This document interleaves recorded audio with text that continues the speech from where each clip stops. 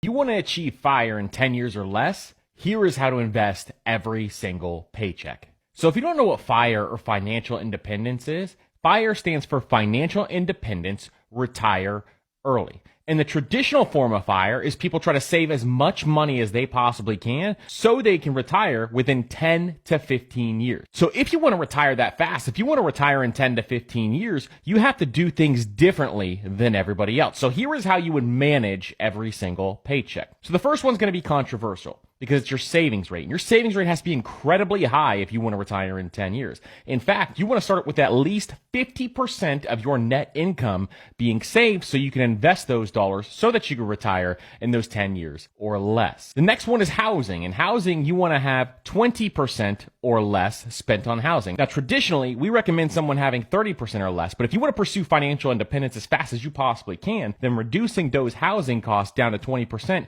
is going to help you allocate more dollars to your savings rate. The next one is transportation. In transportation, you want to spend 10% or less. A lot of people on the traditional FIRE route, when they were really trying to retire as fast as they possibly can, they wouldn't even utilize transportation. They would ride a bike to work, they would take public transportation, and really reduce that cost. You don't have to do that. You could buy a used car and drive it for a long period of time and still achieve FIRE extremely fast. The next one is food. You want to spend 10% or less of your net income on food. This will allow you to allocate more dollars to your savings as well. And then the last one is to treat yourself. You don't want to burn out trying to pursue financial independence. You want to be able to enjoy the things that you love as well. So making sure you allocate some dollars to treating yourself is incredibly powerful. Now, as always, as we do these how to balance out your paycheck videos, you can adjust any of these numbers any which way you want, except for the savings rate.